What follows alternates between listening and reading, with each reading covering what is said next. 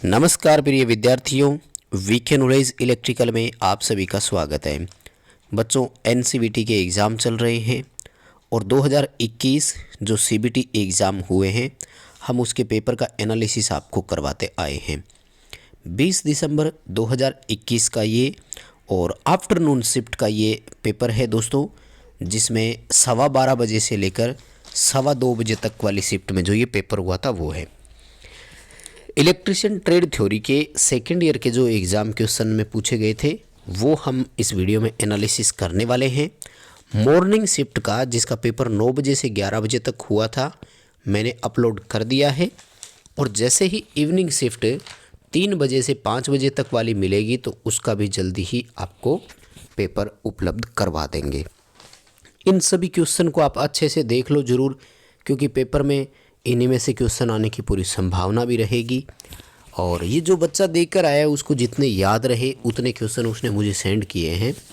और आप सभी जानते हो कि पेपर तो ऑनलाइन हो रहा है तो कम ही याद रहते हैं, तो पूरे क्वेश्चन तो याद नहीं रहे। 50 क्वेश्चन आते हैं, लेकिन जब क्वेश्चन सामने आता है तो अच्छे क्वेश्चन याद हो ही जाते हैं। और आगे बढ़ने से पहले आपसे निवेदन करूँगा, इस वीडियो को लाइक करना, चैनल को अभी तक सब्सक्राइब नहीं किया तो चैनल सब्सक्राइब ज़रूर कर लेवें, वीडियो अपने दोस्तों को शेयर ज़रूर करें। तो आइए दोस्तों, हम आगे बढ़ते हैं और जितने भी क्वेश्चन हमारे पास है वो आपको एक एक करके सॉल्व करवा देते हैं। देखो, सबसे पहला एक क्वेश्चन पूछा, निम्न में से सक्रिय घटक कौन सा है। तो मैंने आपको बताया था, पहले भी हमने 5 वीडियो दिए हैं, डिस्क्रिप्शन में दोस्तों लिंक दिया हुआ है। इम्पोर्टेंट सभी क्वेश्चन उन्हीं में से आ रहे हैं। उन 5 वीडियो को अगर आपने नहीं देखा तो इस वीडियो के डिस्क्रिप्शन में लिंक है, प्लेलिस्ट में जाइए, उन सभी 5 वीडियोज़ को देखिए, पेपर उन्हीं में से आ जाता है। सवाल नंबर 1 कह रहा है, निम्न में से सक्रिय घटक कौन सा है। देखो, हम सब जानते हैं कि 2 तरह की एलिमेंट होते हैं, कंपोनेंट, एक तो एक्टिव होता है और एक पैसिव होता है। तो जो सक्रिय घटक है वो इलेक्ट्रॉनिक्स वाले होते हैं। इसमें आपको देखो एक ही ऑप्शन दिया हुआ है ट्रांजिस्टर का, तो वो कर सकते हो। इंडक्टर, रेजिस्टर और कैपेसिटर, ये तीनों जो है ये पैसिव में आते हैं, ध्यान रखना। बहुत ही सिंपल सा क्वेश्चन है। आगे जो दोस्तों क्वेश्चन पूछा वो इस सिंबल को देख करके पूछा है। एक सिंबल दिया हुआ था और आपसे ये पूछा कि इस सिंबल का नाम क्या है। देखो, हम सभी जानते हैं 2 डायोड आमने सामने जुड़े हुए दिखा रहा है, 2 टर्मिनल दिखा रहा है, तो डायक हो गया ना। वैसे ही देखो, पहचान बताता हूँ। ट्रायक जो है इसमें तीसरा सिरा और होता है गेट नाम का। SCR जो होता है उसमें एनोड, कैथोड और गेट सिरा होता है। और 2 की जगह आपको एक जो है वो डायोड सा यहाँ पर दिखाना चाहिए था। तो ये 2 क्वेश्चन इसमें से आए थे दोस्तों। और उसके बाद में एक ये क्वेश्चन पूछा जो मैं आपको पहले ही बता चुका हूँ। और इस बार जो फरवरी 2021 में एग्ज़ाम पेपर हुए थे उसमें भी ये क्वेश्चन पूछा गया था। डायग्राम दिया हुआ है और पूछा अपन से कि इस एम्पलीफायर का नाम क्या है। देखो, Q1 और Q2 2 ट्रांजिस्टर जुड़े हुए हैं और इसमें से एक को बोलते हैं पुश करना और दूसरे को बोलते हैं पुल करना। बी उत्तर इसका बिल्कुल सही है, क्लास बी प्रकार का है ये, और पुश पुल एम्पलीफायर बोलते हैं इसको। बी ऑप्शन आपका यहाँ पर सही रहेगा। आगे जो दोस्तों क्वेश्चन पूछा गया था वो इसी में से था और ये था इंडक्शन मोटर वाले सर्किट में से पूछा कि दिखाए गए कंट्रोल सर्किट का नाम क्या है। दोस्तों, इस सर्किट को अगर आप ध्यान से देखें तो ये देखो, यहाँ पर कॉन्टेक्टर दिखाया है। कॉन्टेक्टर की कॉइल को इधर ओवरलोड से होते हुए दिखाया फेज़, और इधर स्टॉप बटन, स्टार्ट बटन से होते हुए दिखाया। तो यहाँ तक तो ठीक है, ये कंट्रोल सर्किट था। लेकिन अगर स्टार्ट बटन के पैरेलल में कॉन्टेक्ट की बात की जाए ना, तो देखो इसकी पोजीशन जो है ये जॉगिंग सर्किट के जैसी है। ये उत्तर सही करना है आपको इसका। इसको इंचिंग कंट्रोल सर्किट के नाम से जाना जाता है। इंचिंग या जॉगिंग का मतलब होता है जितनी आवश्यकता हो मोटर तब तक ही चलेगी, यानी बार बार कमांड देना, जितनी बार हमें मोटर को चलाने की आवश्यकता हो तब। कुल मिलाकर के रिजल्ट बताऊं तो ये है कि इसके ऑक्सिलरी सर्किट में होल्डिंग वाला एनो कॉन्टेक्ट ही नहीं होता है। जो इसको होल्ड करता है ना कॉइल को, वो कॉन्टेक्ट इसमें नहीं होता है। आगे दोस्तों सवाल पूछा मोटर स्टेटर में टोटल इलेक्ट्रिकल डिग्री की गणना करने के लिए। तो ये भी आसान सा ही क्वेश्चन है और मैंने पहले करवा ही दिया था। ये तो आपको इम्पोर्टेंट 5 वीडियो जो दिए थे उसमें मैंने बताया था 180 इंटू पोल्स जो है इसका उत्तर होता है। और आगे क्वेश्चन पूछा कि एसी मोटर के स्टार्टर का नाम क्या है। आपको एक स्टार्टर दिखाया गया है और वो ये है आपका स्टार्टर। अगर आप इसको ध्यान से देखते हैं तो देखो यहाँ पर इसने ऑटो ट्रांसफार्मर की टेपिंग दिखाई है, देखो ठीक है।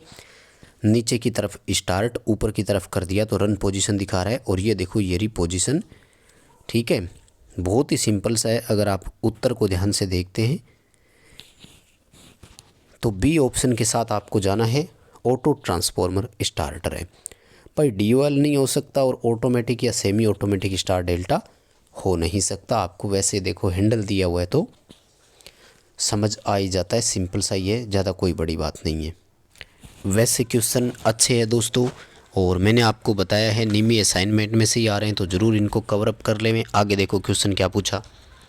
फुल लोड पर 10 HP की एक 3 फेज मोटर है, उसके लिए फ्यूज की रेटिंग पूछी है। देखो वैसे तो ये क्वेश्चन मैं पहले एक्सप्लेन कर ही चुका हूँ और मैंने बताया है कई बार। 1 HP की 3 फेज मोटर जो है वो पूर्ण भार पर 1.5 एम्पियर करंट लेती है, तो 10 HP की मोटर जो है वो 15 एम्पियर करंट लेगी। और दोस्तों जनरली फ्यूज जो होता है वो निर्धारित धारा का 1.5 गुना लगाया जाता है, यानी इस मोटर की प्रोटेक्शन के लिए हमें 22.5 एम्पियर का फ्यूज लगाना है। और 22.5 एम्पियर का इसमें ऑप्शन नहीं था, इसमें सी ऑप्शन है 25 एम्पियर का, तो आपको वो उत्तर बिल्कुल सही करना है।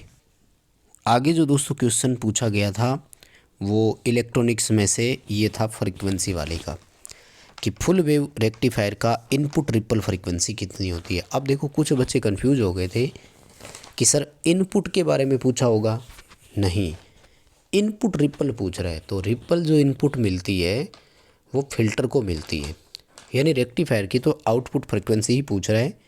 सी ऑप्शन करना 2 इंटू इनपुट फ्रीक्वेंसी, यानी इनपुट का जो है वो 2 गुना वहाँ पर आपको फ्रीक्वेंसी रिपल देखने को मिलता है। आगे पूछा था कि ये किस प्रकार का गेट आपको दिखाया गया है। देखो अगर इसके आउटपुट को आप ध्यान से देखो ना तो A इंटू बी की बार दिया हुआ है। हम सब जानते हैं कि A इंटू बी जो है वो एंड गेट का होता है, और जब A इंटू बी की बार हो तो वो नैंड गेट का होता है। अब अगर आप ध्यान से देखें तो नैंड गेट का आपको एक ही दिया हुआ है और वो है डी ऑप्शन। तो 2 इनपुट नैंड गेट जो है ये आपको दिखाया गया है, ठीक है। और कौन सा इसमें से एक्टिव पैसिव है इसके बारे में बता ही चुका हूँ मैं। सिंबल वाला हो ही गया, दोबारा रिपीट करने की ज़रूरत नहीं है, क्वेश्चन तो वही है, ये भी सेम है। और आगे जो दोस्तों क्वेश्चन आए वो बड़े इम्पोर्टेंट है, इनको थोड़ा ध्यान से देखना। ये क्वेश्चन पूछा कि आपको ये कौन सा सर्किट चित्र में दिखाया गया है। देखो अगर इसको ध्यान से हम देखते हैं ना तो ट्रांजिस्टर तो एक ही लगा हुआ है, इसलिए पुश पुल तो हो नहीं सकता है ना, क्योंकि पुश पुल के लिए 2 चाहिए ना, Q1 और Q2, 2 ट्रांजिस्टर होने चाहिए, ध्यान रखना। ट्रांजिस्टर तो एक लगा हुआ है। तो फिर अब बेस, कलेक्टर और एमीटर, इनमें से देखो कॉमन किसको रखा जा रहा है। तो ये देखो तीर के निशान जो ट्रांजिस्टर में होता है ना वो एमीटर सिरा होता है, और आप देख रहे हैं एमीटर इनपुट में भी है आउटपुट में भी है, इसलिए इसका डी उत्तर करना। कॉमन एमीटर एम्पलीफायर का ये प्रकार है हमारा, यहाँ पर डी ऑप्शन जो है वो बिल्कुल सही रहेगा। आगे जो दोस्तों क्वेश्चन पूछा वो पूछ रहा है कि कॉमन एमीटर एम्पलीफायर है, वोल्टेज गेन को डिसाइड कौन करेगा इसमें। देखो दोस्तों अगर इस डायग्राम को आप ध्यान से देखते हैं ना तो आपको एक एक फंक्शन समझ में आ जाएगा। RB1 और RB2 ये जो दोनों है ये बेस करंट को डिसाइड करने का यहाँ पर काम करते हैं। RE जो है ये एमीटर करंट को कंट्रोल करता है। RL जो होता है ना वो यहाँ पर मिलने वाली आउटपुट वोल्टेज को डिसाइड करता है। आपको इसका सी उत्तर करना है कि RL जो है वो वोल्टेज की गेन को डिसाइड करेगा। सी उत्तर इस क्वेश्चन का सही कर देना। और अगला दोस्तों 47 क्वेश्चन आपसे पूछा गया, ठीक है। 47 क्वेश्चन में पूछ रहा है कि जो ऑसिलेटर है उसमें एक फीडबैक नेटवर्क का उपयोग क्यों करते हैं। दोस्तों ऑसिलेटर में जो फीडबैक देते हैं ना हम, वही यूँ समझ लीजिए कि ऑसिलेशन की वैल्यूज़ को डिसाइड करता है या मान को डिसाइड करता है। ऑसिलेशन के लिए लूप गेन का मान जो है वो 360 डिग्री होना चाहिए, ये 0 डिग्री होना चाहिए, जनरली ये होता है। हमारे पास इन एम्पलीफायर सिस्टम को यदि देखें तो इनपुट और आउटपुट में 180 डिग्री का तो फेज अंतर ऑलरेडी होता है। दोस्तों हमें इस अंतर को 360 डिग्री का करना होता है, इसलिए हम क्या करते हैं, ऑसिलेटर में 180 degree out of phase feedback का उपयोग और कर लेते हैं, जिससे वो वैल्यू ओवरऑल क्या होती है, 360 डिग्री का अंतर प्राप्त कर लेती है। तो सी उत्तर करना है, सिग्नल को 180 degree out of phase shift करने के लिए। तो बस दोस्तों कुल मिलाकर इतने ही इम्पोर्टेंट क्वेश्चंस मुझे मिले थे। अच्छा सॉरी, एक और रह गया, और ये है कि इस कन्वर्टर का नाम क्या है। देखो वैसे तो 3 फेज रेक्टिफायर है ना, 6 डायोड लगे हुए हैं, लेकिन अगर आप ध्यान से देखें तो मेटल रेक्टिफायर नहीं हो सकता, रोटरी कन्वर्टर नहीं हो सकता, मर्करी आर्क रेक्टिफायर नहीं हो सकता। तो ये SCR पर आधारित रेक्टिफायर है। ये क्वेश्चन इसमें से पूछा गया था। और इसके अलावा मोटरों वाले आए थे, तो ये मैंने पहले ही करवा दिया था। इस मोटर का नाम पूछ रहे हैं, रनिंग वाइंडिंग स्टार्टिंग वाइंडिंग के साथ कैपेसिटर स्थायी रूप से लगा हुआ है, तो ये परमानेंट कैपेसिटर मोटर है। और ये देखो डबल कैपेसिटर मोटर है, क्योंकि इसमें 2 कैपेसिटर है। यानी डायग्राम देकर मोटरों के नाम ही पूछ रहे हैं आपसे, ये भी ध्यान रखना। सिंगल फेज मोटर के काम करने का सिद्धांत पूछ रहा है, ये मॉर्निंग शिफ्ट में भी पूछा गया था। लेंज का नियम आपको इसका उत्तर करना है। कुल मिलाकर के दोस्तों निम्मी असाइनमेंट में से ही क्वेश्चन आ रहा है। सेकेंड ईयर वालों के लिए 3rd सेमेस्टर और 4th सेमेस्टर नाम से 2 असाइनमेंट है। अगर आप पढ़ सकते हैं तो उन दोनों को पढ़ करके जाइए, उनके अलावा बाहर से पेपर कहीं से नहीं आ रहा। वीडियो लाइक ज़रूर कर देना, चैनल पर नए हो तो सब्सक्राइब ज़रूर कर लेना।